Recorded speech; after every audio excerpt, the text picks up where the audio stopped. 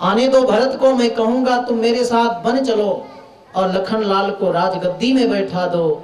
मेरी बात को कभी मना नहीं करेगा भरत, तुम जाना अयोध्या का राज्य पालन करना, भरत मेरे साथ वन में जाएगा। सुनकर लखनलाल जी रो पड़े, चरणों में गिर पड़े। भैया इसीलिए कहते हैं बड़ों के सामने ज्यादा बोलना नहीं चाहिए, क्षमा करिए मुझसे भूल हो गई। भगवान की केवल भक्ति करने वाले लोगों से कभी कभी ऐसी त्रुटि हो जाती है। भगवान के प्रति ऐसा प्रेम है, ऐसा अनुराग है, ऐसे विलक्षण गुण है कि भक्त उसी में डूब जाता है और फिर भगवान के प्रिय जनों का भी तिरस्कार कर बैठता है। लखनलाल जी ने भगवान के चरणों में प्रेम अतिशय होने के कारण दशरथ जी को जो चाहा सो कहा, भरत जी के लिए अपमानित किया। लेकिन शत्रुघ्न लाल जी जो राम जी की कभी नहीं सेवा की है, लेकिन राम जी की सेवा करने वाले भरत लाल जी की सेवा खूब किया है। राम जी की दृष्टि में लखनलाल जी श्रेष्ठ नहीं है, जबकि लखनलाल जी ने राम जी के लिए सब कुछ त्यागा, लेकिन लखनलाल जी श्रेष्ठ नहीं। और जिस शत्रुघ्न ने एक गिलास जल नहीं दिया राम जी को, वो राम जी की दृष्टि में श्रेष्ठ जाने जाते हैं। कारण उन्होंने भगवान के प्रति तो प्रीति की, भगवान का कैंकर्य किया, साथ ही साथ भगवान के प्रिय भागवत जनों का, वैष्णव जनों का, आश्रित जनों का, भगवत प्रिय जनों का भी आदर किया है शत्रुघ्न जी ने। पूरी रामायण देख लो, कहीं पर शत्रुघ्न लाल जी ने किसी का अनादर नहीं किया, तिरस्कार नहीं किया। बड़ा दिव्य वातावरण है। उस प्रसंग को हम उठाएंगे तो बहुत समय लग जाएगा और समय अपने पास अपनी मर्यादा की ओर चल रहा है, इसलिए हम संक्षिप्त करते हुए प्रसंगों को चलेंगे। अंततो गत्वा भरत राम दोनों का मिलन हुआ। राम जी भरत को अयोध्या लौटाने के लिए अपने तर्क देते हैं। पिताजी ने तुम्हें अयोध्या का राज्य दिया है, भरत तुम लौट जाओ। भरत जी तर्क देते हैं राम जी को लौटाने के लिए, हमारे रघुवंश में ज्येष्ठ पुत्र को ही राजगद्दी मिली है, आप ज्येष्ठ हो इसलिए राजगद्दी में बैठो। पिता दशरथ ने मेरा और मेरी मां कैकेयी का त्याग किया है, आपका त्याग नहीं किया, इसलिए आप ही राजगद्दी में बैठने के अधिकारी हैं। तो राम जी अपना तर्क देते हैं भरत को लौटाने के लिए। मेरे सामने तो पिता दशरथ ने मुझे बन जाते देखा है, इसलिए जीते जी जो उन्होंने स्वीकार किया उसी को हम दोनों को पालन करना चाहिए। भरत लाल कहते हैं आप अयोध्या नहीं लौटोगे तो अन्न जल का त्याग कर दूंगा। राम जी कहते हैं तुम राजकुमार हो, अन्न जल का त्याग शास्त्र तुम्हें विधान नहीं करता, ये ब्राह्मणों के लिए अनशन करना धर्म है। ऐसे तर्क कितने दिए हैं दोनों एक दूसरे के प्रति। दोनों त्याग की मूर्ति है राम और भरत, दोनों प्रेम की मूर्ति है राम भरत, दोनों ज्ञान की मूर्ति है राम भरत, दोनों अगाध हैं, असीमित हैं, अनंत हैं। अंततो गत्वा राम जी ने कहा अपने बड़प्पन को दिखाते हुए, बड़े हैं ना, हे लखनलाल, हे भरतलाल, सुन लो, पूर्व की अपेक्षा पश्चिम से सूर्य निकल सकता है, लेकिन राम 14 वर्ष तक वन को छोड़कर अयोध्या नहीं जा सकता। सुनते ही भरतलाल जी ने कहा मेरी बात भी सुन लो, राघव इस बालक की बात भी आप सुन लो कि यदि 14 वर्ष के बाद एक सूर्योदय भी निकला तो मैं जीवित नहीं आपको अयोध्या में मिलूंगा, इसलिए 14 वर्ष पूर्ण होते ही आप अयोध्या पधारिएगा। और यहीं से रुदन करते व्यथित होते राम जी की चरण पादुका लेकर अयोध्या की परिक्रमा कर नंदी ग्राम में निवास करते हैं। कैसा त्याग भरत का। भरतलाल जी सोचते हैं कि मेरे भैया राम जब जमीन में शयन करते हैं तो मुझे जमीन में रहने का अधिकार नहीं, जमीन में गड्ढा करके रहते हैं। राम जी कंदमूल फल खाते हैं तो मुझे फल खाने का भी अधिकार नहीं। गौओं को जौ खिलाते हैं, गोबर में जो जौ निकलता है गोमूत्र में उबाल कर उसी को भरतलाल ग्रहण करते हैं। जटा बलकल धारण करते हैं भरतलाल जी। एक दिन तो इतने दुखी हुए भरत जी कि मेरे कारण ही सब अनिष्ट हुआ है। सरजू में कूदने के लिए गए, प्राण त्यागने के लिए गए। जब कंठ भर जल में डूबने पहुंचे तो दो महापुरुष आए, भरतलाल जी के हाथ को पकड़कर किनारे लगा दिया। भरतलाल जी ने पूछा आपका परिचय क्या है? तो दोनों महापुरुषों ने कहा जिन पादुकाओं में आपका और अयोध्या का भार सौंपा है राम जी ने, वही भगवान श्री राम की चरण पादुकाएं हैं हम। अर्थात राम जी की चरण पादुका भी परम चेतन है, जड़ नहीं है। तप किया है भरतलाल जी ने नंदीग्राम में। आज भी आप नंदीग्राम जाइए, दर्शन करिए। जिस वट वृक्ष के नीचे श्री भरतलाल जी रहते थे, उस वट वृक्ष की जटाएं आज भी डाल में, टहनी में ऐसे लपटी हुई ऊपर की तरफ गई। संसार के वट वृक्ष की जटाएं नीचे आती हैं और उस वट वृक्ष की जटाएं ऊपर की ओर जाती हैं। क्या मतलब? डालें तो राम जी का रूप है और जटाएं भरत जी का रूप है। नीचे अगर आती हैं डाल जटा, तो नीचे थोड़ी जगह है और जमीन सीमित है, तो दोनों के प्रेम में भी एक सीमा बंध जाएगी। ऊपर की ओर इसलिए जाते हैं कि जैसे आकाश अनंत है, वैसे राम भरत दोनों का प्रेम भी अगाध है, असीमित है, अनंत है। अगम स्नेह भरत रघुबर को, जहां न जाई मति विधि हरिहर को। ऐसा अगाध और विलक्षण प्रेम है दोनों भाइयों में। आज भ्रातृत्व प्रेम देखते नहीं बनता। राघव राम भरत के जीवन में प्रेम देखते बनता है। राम जी दंडकारण्य में गए, अनेक राक्षसों का उद्धार किया, मुनियों को कृतार्थ किया, भगवती जानकी का हरण हुआ, जटायु का मरण हुआ, सुग्रीव की मैत्री हुई, बाली का वध हुआ। हनुमंत लाल जी ने लंका में जानकी जी का पता लगाया। वानरी सेना समुद्र तट पहुंची और भगवान श्री राघवेंद्र की शरणागति करते हैं विभीषण जी। निवेदयत माम क्षिप्रम विभीषणम उपस्थितम। राघव के चरणों में निवेदन करो कि सब कुछ त्याग कर विभीषण आपकी शरण में आया है। सबने अपने अपने विचार बताए, लेकिन राम जी का उदार भाव देखो।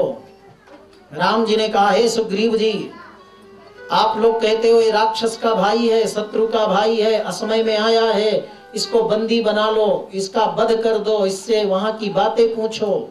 आप सबकी बात मेरे समझ में नहीं आती। मेरी शरण में आया है ना, तो आनयैनम हरिश्रेष्ठम दत्तमस्या भयम मया विभीषणो वा सुग्रीव यदि वा रावणः स्वयं। मेरी शरणागति अगर किया है तो वह चाहे विभीषण हो, चाहे रावण ही स्वयं क्यों न आया हो, उसको ले आओ। मैं उसको निर्भय कर रहा हूं, उसको अभयदान कर रहा हूं, मैं उसके सारे अपराधों को क्षमा कर रहा हूं। इसलिए सबसे उत्तम मार्ग भगवान को प्रसन्न करने का है तो केवल शरणागति है। शरणागति का सुंदर विवेचन हुआ है वाल्मीकि रामायण रामचरितमानस सुंदर कांड में। बंधुओं, भीषण जी की शरणागति के बाद सेतु निर्माण हुआ, लंका में सेना पहुंची, घनघोर युद्ध हुआ। युद्ध में राक्षस पराजित हुए, राघवेंद्र सरकार की विजय हुई। बोलिए राजाधिराज राघवेंद्र सरकार की। राम कथा विस्तार से तो 9 दिन में होती है ना, थोड़े समय में राम कथा सुनाना कठिन है। थोड़े थोड़े बिंदु आप सुनते चलें। जब लंका पर विजय प्राप्त कर लिया राम जी ने, तो लक्ष्मण लाल जी कहते हैं भैया राम से, भैया बड़े परिश्रम से हमने लंका पर विजय प्राप्त की है, आप आज्ञा करिए इस लंका पर हम अपना अधिकार रखेंगे। तो राम जी ने कितनी सुंदर सूक्ति कही है, शायद विश्व के किसी भी इतिहास में सूक्ति नहीं होगी। राम जी ने कहा, लक्ष्मण यद्यपि स्वर्णमयीं लंकां न मे लक्ष्मण रोचते, क्योंकि जननी जन्म भूमिश्च स्वर्गादपि गरीयसी। सोने की लंका नगरी की बात करते हो, इस समय तो हम अपनी जननी और जन्मभूमि को देखना चाहते हैं लक्ष्मण। हमारी जन्मभूमि और जननी के सामने कोई हमें स्वर्ग दे तो स्वर्ग को हम तिलांजलि दे देंगे, तुच्छ समझेंगे, तिरस्कृत कर देंगे। क्योंकि स्वर्ग से भी बढ़कर अपनी जननी माँ और जन्मभूमि होती है। ऐसी सूक्ति प्रभु राम ने लखन लाल से कही है। और जब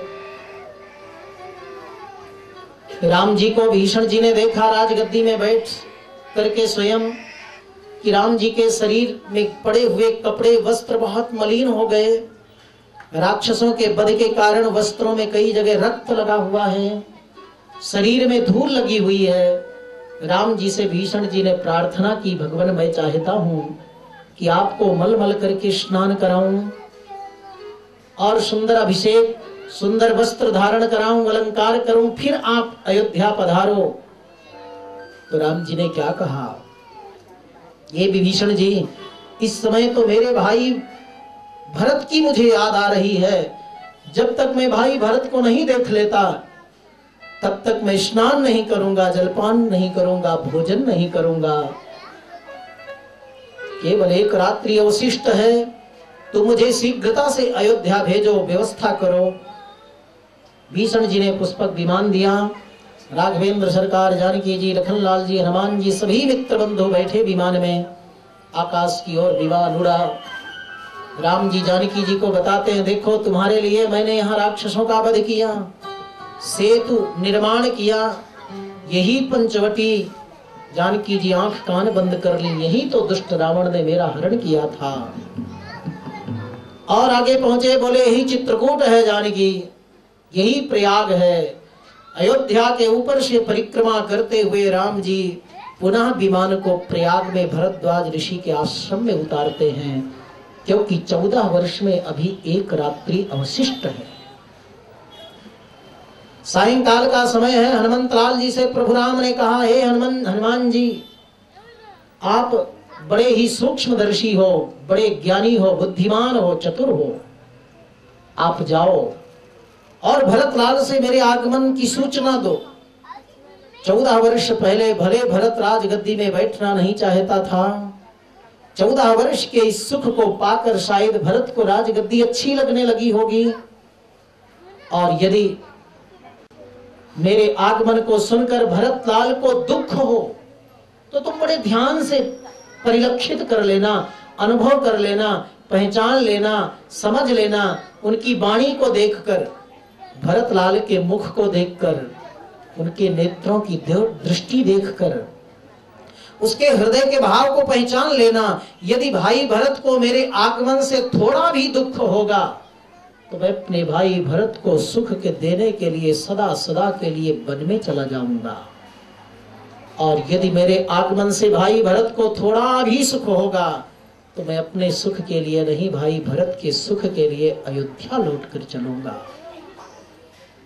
हनुमान जी महाराज जब पहुंचे, वहां दूसरा ही दृश्य देखा। नंदी ग्राम में भरतलाल जी शत्रुघ्न से निवेदन कर रहे थे, हे शत्रुघ्न, मैं अपने जीवन में कभी किसी को आज्ञा नहीं दी, आज्ञा देने लायक हूं भी नहीं। मैं तो एक प्रार्थना करता हूं तुमसे कि लगता है जीते जी भाई राम का मुझे दर्शन नहीं मिलेगा। अगर कल प्रातः काल सूर्योदय के समय भाई राम आ गए तो इस अभिषेक की सामग्री से भैया राम का अभिषेक करूंगा, राजा बनाऊंगा। और यदि नहीं आते हैं तो मैं अपने को दोषी समझकर आग में जल जाऊंगा। तो तुम्हें मेरी प्रार्थना स्वीकार करना, मेरी चिता की राख को सरयू में प्रवाहित करना और एक चुटकी राख रख लेना। जब भी भैया राम आवे तब उनको राज सिंहासन में बैठाकर उनके चरणों में मेरी चिता की एक चुटकी राख रख देना और मेरी ओर से प्रार्थना करना कि जीते जी तो भरतलाल आपके चरणों में स्थान नहीं पाया, मरने के बाद आपके चरणों में स्थान पा गया। भरत इसी में अपने को जन्म जन्म तक धन्य और कृतार्थ मानता रहेगा। ये बात सुनकर हनुमंतलाल जी का और कुछ परीक्षण देना बाकी नहीं रह गया। प्रभु राम के आगमन की सूचना दिए। भरतलाल जी गदगद प्रसन्न हो गए। प्रभु राम से हनुमंतलाल जी ने बताया, सूर्योदय पूरब दिशा से हुआ, दक्षिण दिशा से विमान आया। सबके मुख में एक ही बात थी, राम राजा बने, राम राजा बने, राम राजा बने, राम राजा बने, रानी बने, महारानी बने, सीता रानी बने, महारानी बने, राम राजा बने, राम राजा बने, राम राजा बने, राम राजा बने, सीता रानी बने, महारानी बने, सीता रानी बने, महारानी बने, राम राजा बने, राम राजा बने, राम राजा बने, राम राजा बने, राम राजा बने, राम राजा बने, राम राजा बने, राम राजा बने। बोलिए राघवेंद्र सरकार की। राम भरत का पावन मिलाप हुआ। राम जी से भरत लाल जी ने निवेदन किया, भैया सिंहासन में विराजो। राम जी ने कहा, ऐसे नहीं, तुमने अपनी माँ कैकेयी का त्याग किया है ना, पहले माँ कह करके स्वीकार करो, प्रणाम करो, तब मैं राज सिंहासन में बैठूंगा। भरत लाल जी से माँ कहलाकर कैकेयी के चरणों में प्रणाम कराते हैं।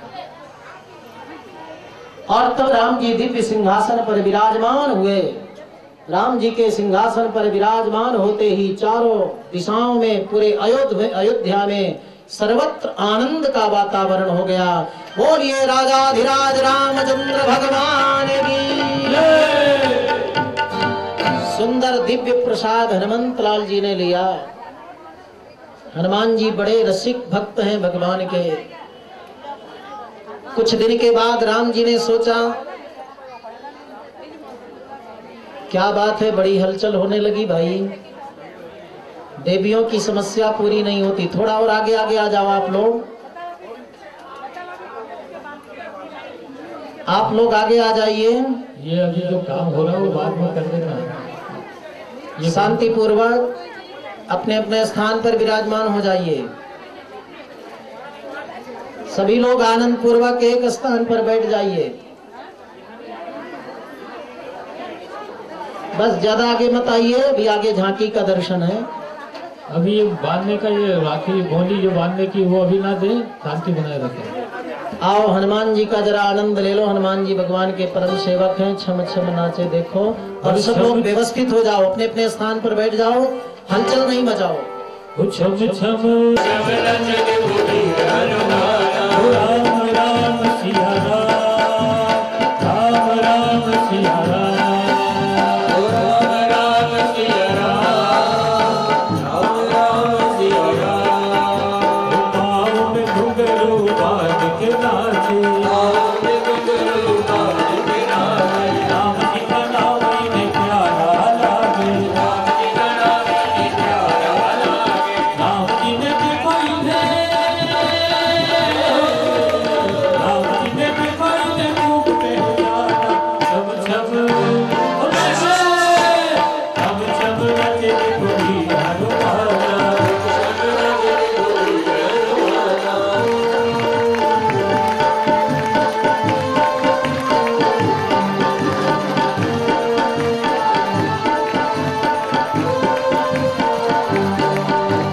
जहाँ जहाँ कीर्तन होता श्री राम का, आइए जहाँ जहाँ कीर्तन होता श्री राम का, लगता है चेहरा महावीर हनुमान का। राम जी के चरणों में, राम जी के चरणों में इनका ठिकाना।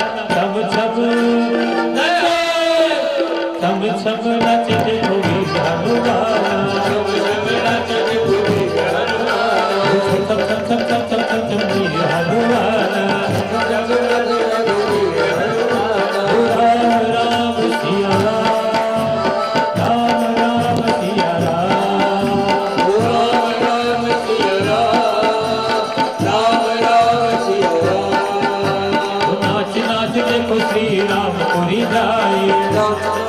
श्री राम पुरी जाए, नाच नाच नाच देखो राम पुरी